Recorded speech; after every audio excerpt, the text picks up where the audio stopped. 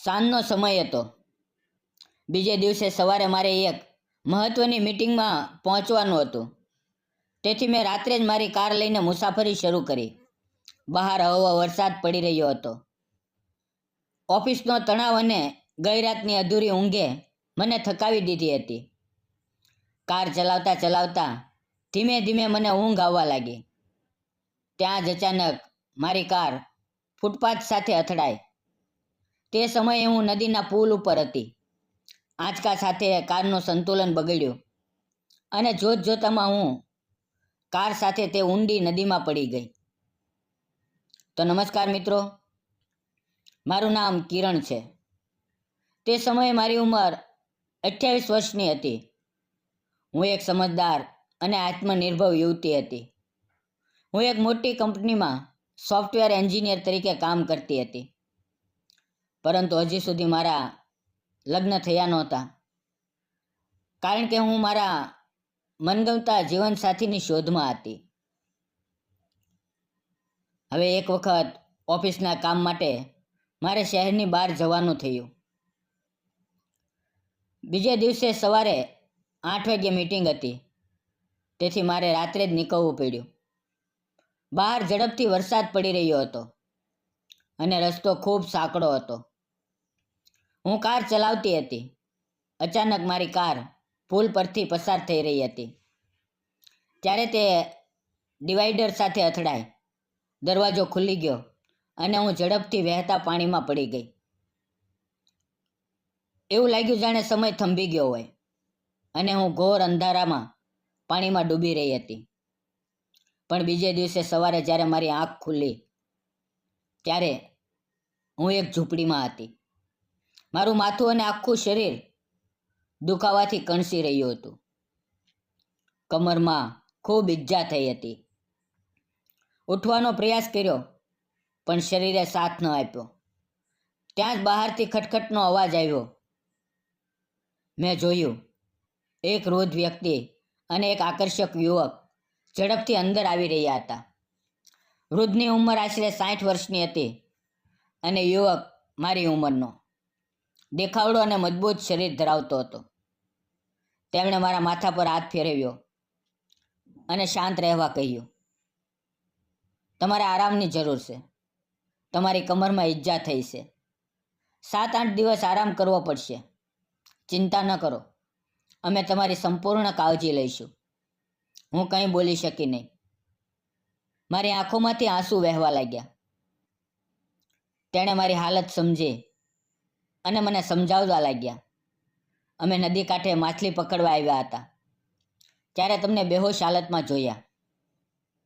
તમારા માથા અને કમર પર ઈજા છે, પણ ચિંતા ન કરો, બધું ઠીક થઈ જશે. પછી તેમણે પૂછ્યું, તમારું નામ શું છે અને તમે અહીંયા કેવી રીતે આવ્યા? મેં કહ્યું, હું મુંબઈથી આવી છું. ઓફિસના કામ માટે બહાર જઈ રહી હતી ત્યારે મારી કાર પુલ પરથી નીચે પડી અને હું પાણીમાં પડી ગઈ. અહીંયા કેવી રીતે પહોંચી એ મને ખુદને ખબર નથી. વૃદ્ધે કહ્યું, તમે ઠીક થઈ જાઓ, પછી અમે તમને ઘરે પહોંચાડી દઈશું. તેમણે મારી સારવાર પોતાના ઘરે જ કરી, જાણે હું તેમની દીકરી હોઉં. તેમનો સ્નેહ મારા માટે કોઈ દવાથી ઓછો નહોતો. એવું લાગ્યું જાણે મારા જીવનમાં અચાનક એક સુરક્ષિત અને શાંત જગ્યા મળી ગઈ હોય. આ દરમિયાન તે યુવક ધીમે ધીમે મારી નજીક આવ્યો અને બોલ્યો, તું ખૂબ હિંમતવાળી છે, ચિંતા ન કર, હું તારી કાળજી લઈશ. મેં તેની સામે જોઈને પૂછ્યું, તારું નામ શું છે? તે મુસ્કુરાતા બોલ્યો, મારું નામ વિશ્વજીત છે. તેનું નામ સાંભળતા જ મારા ચહેરા પર હળવી સ્મિત આવી ગઈ. મેં કહ્યું, તારું નામ ખૂબ સુંદર છે, મને ખૂબ ગમ્યું. એ જ પળે અમારી વચ્ચે એક અજાણી પણ ખાસ ઓળખાણ બંધાઈ. આગળના 7 દિવસ તે મારી સાથે રહ્યો.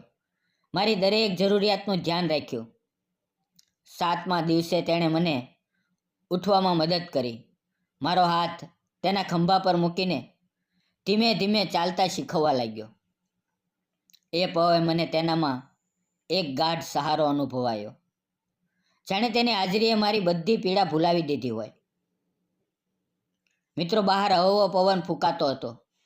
નદીના મોજા ગુંજી રહ્યા હતા. હવે અમારી વચ્ચે એક ગાઢ, શાંત, ભાવનાત્મક દોર બંધાવા લાગી. વિશ્વજીત મને સહારો આપીને નદી કાંઠે લઈ ગયો. હું તેની સાથે ઝૂકીને ચાલી રહી હતી. તેનો સહારો મને ખૂબ ગમી રહ્યો હતો. નદી કાંઠે પહોંચીને અમે એક મોટા પથ્થર પર બેઠા. હું મુસ્કુરાતા પૂછવા લાગી, તમે બંને અહીંયા જ રહો છો? તારી માં ક્યાં છે? વિશ્વજીત થોડી પળ ચૂપ રહ્યો, પછી બોલ્યો, મારી માં ખૂબ બીમાર હતી અને એ જ બીમારીમાં તેમનું અવસાન થયું. હવે હું અને મારા પિતાજી અહીંયા રહીએ છીએ. તેની વાત સાંભળીને મારા મનમાં હળવું દર્દ ઉઠ્યું, જાણે તેની ખામોશીમાં એક અધૂરી કહાની છુપાયેલી હોય. મેં કહ્યું, હું મુંબઈની રહેવાસી છું. એક મોટી કંપનીમાં સોફ્ટવેર એન્જિનિયર તરીકે કામ કરું છું. મારા પરિવારમાં મમ્મી, પપ્પા અને એક નાનો ભાઈ છે. અમે એક નાનો પણ ખુશહાલ પરિવાર છીએ. હું એક મીટિંગ માટે બહાર જઈ રહી હતી. રાત્રે અચાનક વરસાદ શરૂ થયો. અંધારું વધી ગયું. ઓફિસના કામનું દબાણ અને સવારની મીટિંગના કારણે હું ખૂબ થાકી ગઈ હતી. કાર ચલાવતી વખતે મને ઊંઘ આવવા લાગી અને કાર પર કાબુ ગુમાવી દીધો. પછી કાર નદીમાં પડી ગઈ. મેં આગળ કહ્યું, હું તમારી ખૂબ આભારી છું. જો તમે મને ન બચાવી હોત તો કદાચ હું આ દુનિયામાં ન હોત. એ પળે વિશ્વજીતે મારો હાથ પોતાના હાથમાં લીધો અને પ્રેમથી બોલ્યો, ચિંતા ન કર, હું તારી કાળજી લઈશ. જ્યારે તું ઠીક થઈ જઈશ ત્યારે હું તને તારા ઘરે પહોંચાડી દઈશ. પછી તેણે મને સહારો આપીને ઝૂંપડી સુધી પહોંચાડી. તેની સાથે મને ખૂબ સુરક્ષિત લાગ્યું. આગલા 5-6 દિવસ તે મને રોજ ટહેલવા લઈ જતો.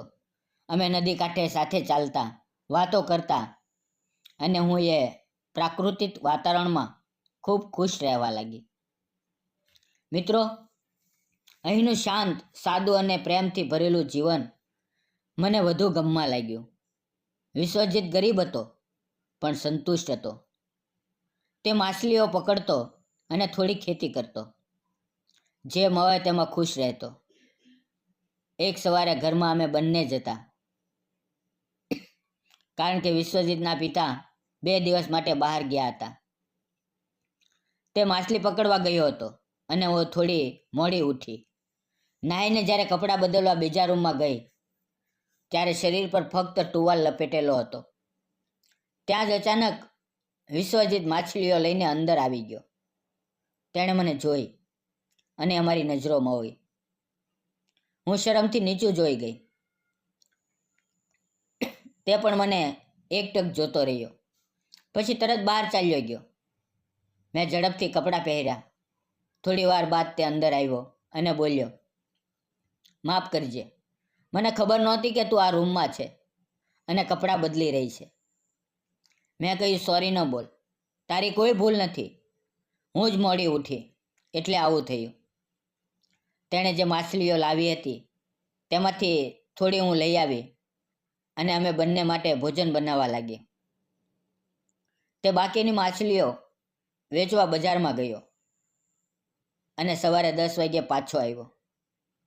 અમે બંનેએ સાથે બેસીને ભોજન કર્યું. એ દિવસે તેના ચહેરા પર એક અજાણી ચમક હતી. કદાચ સવારની એ નજર તેના દિલમાં ઉતરી ગઈ હતી. તે વારંવાર મારી તરફ ચોરી ચોરી જોઈ રહ્યો હતો. ધીમે ધીમે સૂરજ ઢળવા લાગ્યો અને અંધારું ફેલાવા લાગ્યું. મેં રાતનું ભોજન તૈયાર કર્યું. અમે બંનેએ સાથે ભોજન કર્યું અને પછી હું મારા રૂમમાં સૂવા ચાલી ગઈ. જ્યારે તે બહારના ખાટલા પર સૂઈ ગયો. આજે ઘરમાં અમે બંને જ હતા. થોડી વાર બાદ વરસાદ ખૂબ જોરથી શરૂ થયો, તેથી તેને અંદર આવવું પડ્યું. તે બીજા રૂમમાં જઈને સૂઈ ગયો. વરસાદના અવાજથી મારી ઊંઘ તૂટી ગઈ. તે તો ફરીથી સૂઈ ગયો હતો, પણ મને ઊંઘ ન આવી. મારા મનમાં તેનો ચહેરો, તેનું મજબૂત શરીર અને તેનો સરળ સ્વભાવ ફરવા લાગ્યો. મને તેનો સાથ ખૂબ ગમવા લાગ્યો હતો. હું તેની પાસે જઈને વાતો કરવા માંગતી હતી. તેનો હાથ મારા હાથમાં લેવા માંગતી હતી. હું ઉઠી અને તે સૂતો હતો. હું તેની પાસે બેસી ગઈ. મેં તેના વાળ પર ધીમે ધીમે હાથ ફેરવ્યો. તે જાગી ગયો. તેણે મારી તરફ જોયું અને અમારી નજરો ફરીથી મળી. તેની આંખોમાં એક અલગ જ ચમક હતી, જે મેં આજે પહેલી વાર જોઈ. તે ઉઠીને બેઠો અને બોલ્યો, શું થયું? હું કાંઈ ન બોલી, ફક્ત ધીમા સ્વરે કહ્યું, વિશ્વજીત, મને તું ખૂબ ગમે છે. તે મને એટલો સહારો આપ્યો કે મને તારી સાથે પ્રેમ થઈ ગયો છે. તે થોડી પળ ચૂપ રહ્યો. પછી શાંત સ્વરે બોલ્યો, મને પણ તું ખૂબ ગમે છે, પણ અમે ગરીબ છીએ. મેં વિચાર્યું હતું કે આવી બાબતોથી દૂર રહેવું જોઈએ. પ્રેમ અમારા માટે નથી. મેં કંઈ વિચાર કર્યા વગર તેને સુસ્તપણે ભેટી લીધો. એ આલિંગનમાં એક અલગ જ ગરમાહટ હતી. તેની બાહોમાં જે અપનાપો, વિશ્વાસ અને સાચો પ્રેમ હતો, તેણે મારા મનને સંપૂર્ણ રીતે સ્પર્શી લીધું. હવે અમે બંને એક થઈ ગયા હતા. ધીમે ધીમે રાત પસાર થવા લાગી અને સવારની રોશની બારીમાંથી ડોકાવા લાગી. હવે મિત્રો, મને અહીંયા આવીએ લગભગ 1 મહિનો થઈ ગયો હતો. હવે મારે મુંબઈ પાછું જવું જરૂરી હતું. મેં વિશ્વજીતને કહ્યું, મારે હવે મારા ઘરે જવું પડશે. મારા માતા પિતા મારી રાહ જોતા હશે. જ્યારે તેમને ખબર પડી હશે કે હું ગાયબ છું, તો તેમના પર શું વીતી હશે.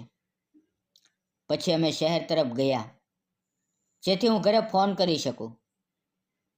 મને મારો નંબર યાદ હતો.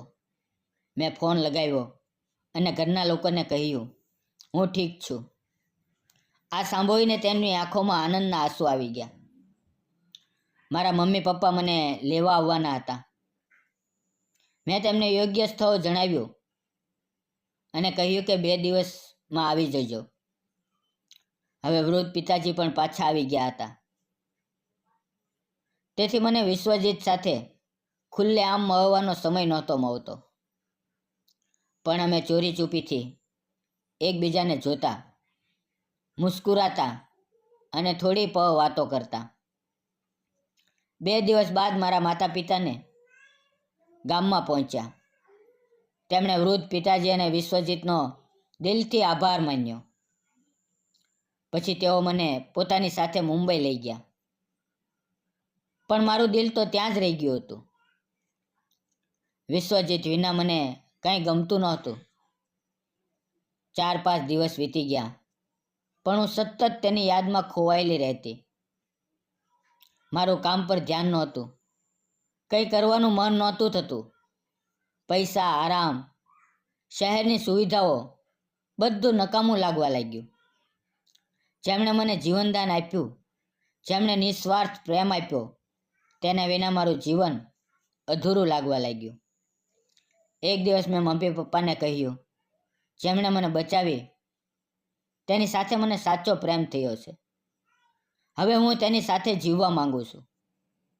આ સાંભળીને તેઓ થોડા ચોંકી ગયા અને બોલ્યા, ત્યાં તું કેવી રીતે રહીશ? ગામડાનું જીવન, ખેતીવાડી, સાદગી, આ બધું તું સંભાળી શકીશ? અહીંની સુખ સુવિધાઓ ત્યાં નહીં હોય. મેં શાંત સ્વરે કહ્યું, મારે સુખ સુવિધાઓ નથી જોતી. મને પ્રેમ જોઈએ, અપનાપો જોઈએ અને એક સાદગી ભર્યું પ્રકૃતિની નજીકનું જીવન જોઈએ. આખરે તેમણે મારો નિર્ણય સ્વીકાર્યો. તેઓ મને લઈને ફરી એક ગામમાં પહોંચ્યા. હું ત્યાં પહોંચતા દોડીને વિશ્વજીતને ભેટી પડી. તેના પિતાએ અમને જોયા. તેમની આંખો ભીની થઈ ગઈ. અમારા સાચા પ્રેમને જોઈને બધાની આંખોમાં આનંદના આંસુ હતા. પછી અમારા લગ્ન ગામના મંદિરમાં થયા. મારી પાસે થોડા પૈસા હતા, તેથી મેં એક નાનું સુંદર ઘર બનાવડાવ્યું. હવે અમે બંને ખૂબ ખુશ છીએ. તેના પિતા પણ અમારી સાથે ખૂબ સંતુષ્ટ છે. અમે બંને સાથે મળીને નદીમાં માછલીઓ પકડવા જઈએ છીએ. હું તરતા શીખું છું, નાવ ચલાવીએ છીએ. હવે મારું જીવન ખૂબ સુંદર થઈ ગયું છે. શહેરની ભાગદોડથી દૂર, પ્રકૃતિના ખોળામાં પ્રેમ અને શાંતિથી ભરેલું. જેમણે મને જીવનમાં સહારો આપ્યો, જેણે સાચા દિલથી પ્રેમ કર્યો, તે પણ હવે ખુશ છે. આ કહાનીમાંથી આપણને એ શીખ મળે છે કે સાચો પ્રેમ નિસ્વાર્થ હોય છે. જ્યાં જીવનની મુશ્કેલીઓમાં પણ સુકૂન અને સહારો મળે છે. પૈસા છે પણ પ્રેમ નથી, તેના કરતાં પ્રેમ છે તો જીવન છે. મિત્રો, આ હતી મારી પ્રેમ કહાની. જો તમને આ કહાની ગમી હોય તો કોમેન્ટમાં જરૂર જણાવજો. અને જો તમે મારી ચેનલ પર નવા હોવ તો લાઈક, શેર અને સબસ્ક્રાઈબ કરવાનું ના ભૂલશો. ફરી મળશું આપણે આવતીકાલે એક નવી વાર્તાની અંદર. ત્યાં સુધી આવજો. વિડીયો જોવા બદલ આપ સૌનો ખૂબ ખૂબ ધન્યવાદ. ફરી મળીએ આવતીકાલે મિત્રો. આવજો.